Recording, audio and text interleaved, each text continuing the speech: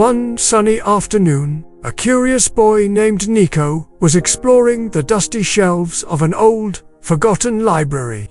Sunlight streamed through a high window, illuminating a tiny object tucked away behind a stack of leather-bound books. Nico reached for it. It was a beautiful hourglass, but it wasn't filled with ordinary sand. The grains inside seemed to glow with a soft, golden light. Intrigued, Nico turned it over, and then, whoosh, the world around him dissolved into a swirling vortex of colors. The glowing sand spun faster and faster, pulling him into a dazzling tunnel of light. When the spinning stopped, Nico found himself not in the quiet library, but in a world unlike anything he had ever seen. The air was thick and humid, filled with strange chirps and buzzing sounds. Towering ferns, as tall as buildings, stretched towards the sky. He had traveled back in time. Suddenly, the ground began to shake. A deep, rumbling roar echoed through the forest. Nico peeked through the giant leaves, and his eyes widened in amazement. A massive Tyrannosaurus Rex stomped past, its powerful legs shaking the earth with every step.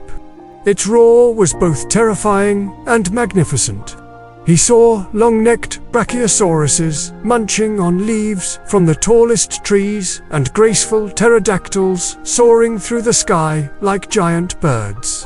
The earth, millions of years ago, was wild, untamed, and breathtakingly beautiful. Nico realized he was standing in the age of dinosaurs. Before he could explore further, the hourglass in his hand began to glow brightly again. Whoosh! The prehistoric world faded away, and he was once more tumbling through the river of time. This time, he landed in a rocky landscape, with smoke rising from a small encampment. He saw a group of people huddled around a crackling fire, their faces lit by the warm flames. They were dressed in animal skins, and their tools were made of stone and wood. This was the Stone Age. Nico watched, fascinated, as early humans learned to master fire, a skill that would change their world forever.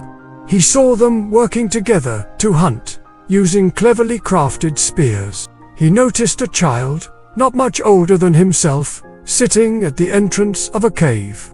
The child was using a piece of charcoal to draw on the stone wall. Nico smiled and walked over. He picked up another piece of charcoal and, together, they drew pictures of the great mammoths they saw roaming the plains, telling stories without a single word. They were communicating through art, a tradition that would last for thousands of years. Just as he finished a drawing of a galloping horse, the hourglass hummed and spun again. Whoosh! The cave paintings dissolved, and Nico found himself standing under a brilliant, hot sun. Before him stood colossal pyramids, their golden tips seeming to touch the sky. He was in ancient Egypt. The air was filled with the sounds of bustling markets and the gentle lapping of water. He saw people sailing in long, elegant boats along the majestic Nile River, its waters shimmering like a ribbon of silver. Down by the riverbank, he met a young builder named Kale, who was helping construct a new temple. Kale's eyes sparkled with ambition as he pointed to the stars in the daytime sky, barely visible against the blue. He told Nico that he didn't just want to build on the ground. He dreamed of building something that could reach the heavens themselves. They boarded a small boat and sailed along the Nile, watching the world of pharaohs and scribes float by. Kale's dream of reaching for the stars was a powerful reminder that human ambition has always been limitless. The hourglass didn't wait long. With another brilliant flash and a familiar whoosh, Nico was whisked away once more. He landed in a period buzzing with excitement and new ideas, the age of discoveries. In one whirlwind tour, he saw incredible things.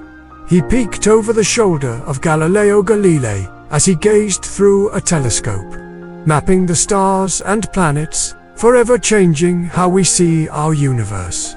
Then, he found himself in a workshop filled with incredible sketches and inventions.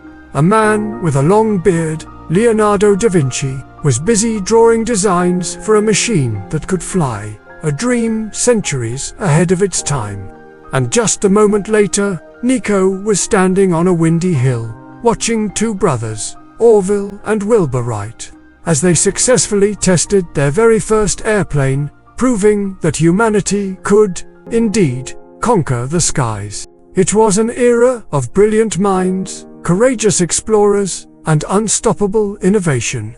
Finally, the glowing sand in the hourglass slowed, trickled to the bottom, and stopped moving.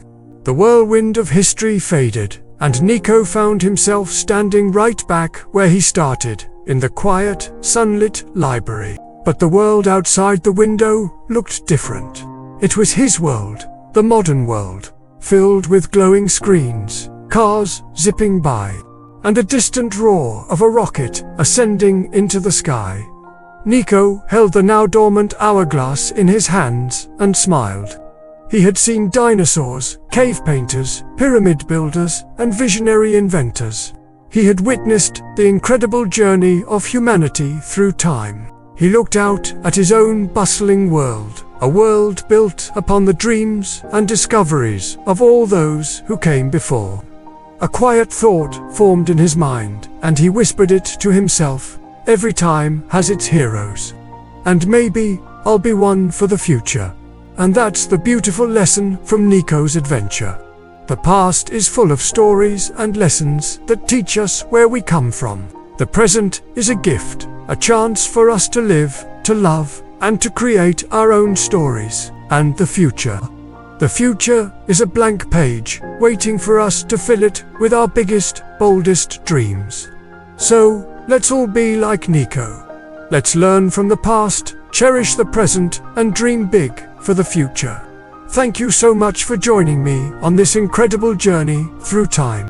If you enjoyed this story, don't forget to hit that like button, subscribe to the channel, and ring the bell so you never miss another adventure. Until next time, keep exploring and keep dreaming.